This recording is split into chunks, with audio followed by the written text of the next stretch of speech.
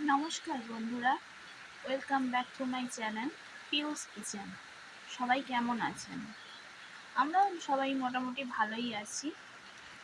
হ্যাঁ, দেখেছেন বাইরে কীরকম বৃষ্টি হচ্ছে?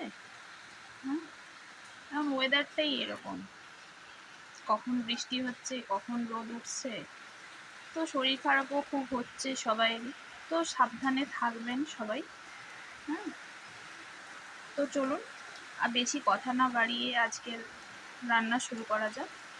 চলুন। তো বন্ধুরা, আজকে আমি আপনাদের জন্য নিয়ে চলে এসেছি খুবই সহজ পদ্ধতিতে ঝিঙে পোস্ত কিভাবে বানাবেন। খুবই সহজ পদ্ধতিতে বানাবো, যেটাতে খুবই সামান্য উপকরণ লেগেছে। তার জন্য লাগছে আমাদের ঝিঙে। আমি ঝিঙেটাকে ভালো করে পিল করে তারপর এরকমভাবে কেটে নিয়েছি।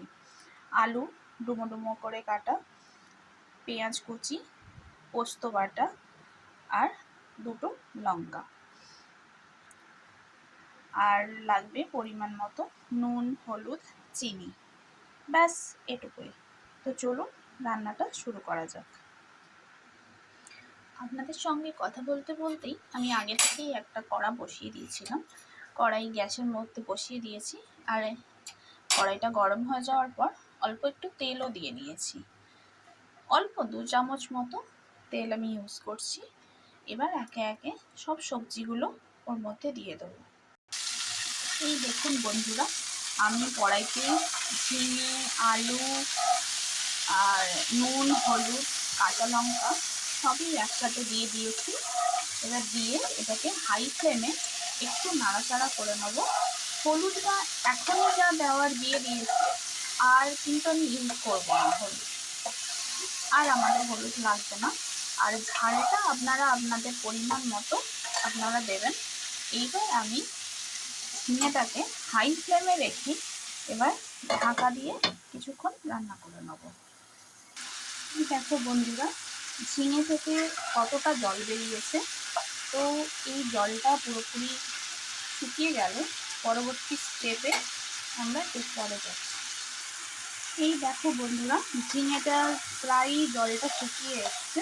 হ্যাঁ, এই অবস্থায় আমি কি করব, এখন মাঝখানটা এভাবে একটু খালি করে দিয়ে আমি এখানে পেঁয়াজগুলো দিয়ে দেবো।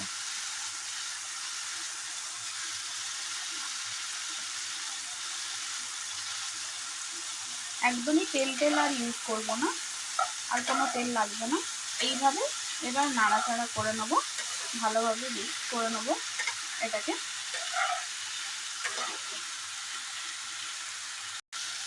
পেঁয়াজটা একটু হালকা ভাজা হয়ে যাওয়ার পরে, এই দেখো পুরোপুরি হালকাই ভাজা হয়ে গেছে।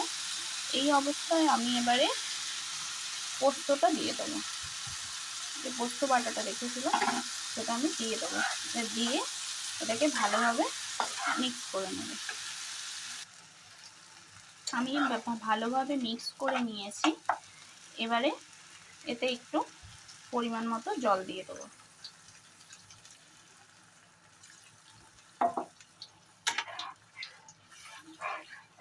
ওই আলুটা যেটুকু একটু বাকি আছে সেটুকু সেদ্ধ হওয়ার মতো।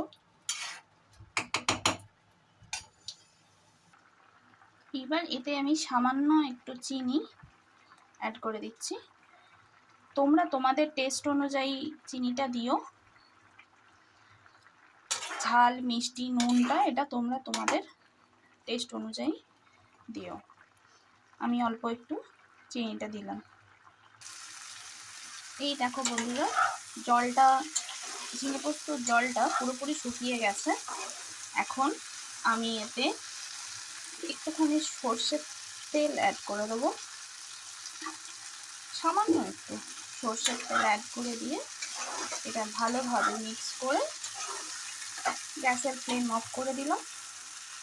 রেডি হয়ে গেল আমাদের ঝিঙে পোস্ত। তৈরি হয়ে গেল আমাদের ঝিঙে আলু পোস্ত। তো তোমরা হয়তো বন্ধুরা ভাবছো যে এটা তো খুবই সাধারণ একটা রান্না, তো এটা দেখার কি আছে। আমাদের নিত্য নৈমিত্তিক জীবনে তো এই রান্নাগুলো আমরা করেই থাকি, তাই বলছি বন্ধুরা, বিশ্বাস করো, তোমরা একবার এই পদ্ধতিতে বানিয়ে খেও। আশা করছি তোমাদের খুবই ভালো লাগবে। খুব চটজলদি হয়ে যায়, খুবই সাধারণ একটা রান্না, কিন্তু খুবই টেস্টি হয়। তোমরা একবার বানিয়ে খেও। আর তোমাদের যদি আমার এই রেসিপিটা তোমার যদি ভালো লেগে থাকে তাহলে তোমরা কমেন্টে জানিও। আর লাইক, শেয়ার, সাবস্ক্রাইব একটু করে দিও, একটু সাপোর্ট করো। তো পরের দিন আবার একটা ভিডিও নিয়ে আসছি। তো ততক্ষণের জন্য টাটা, বাই বাই। তো আপনারা সবাই ভালো থাকবেন।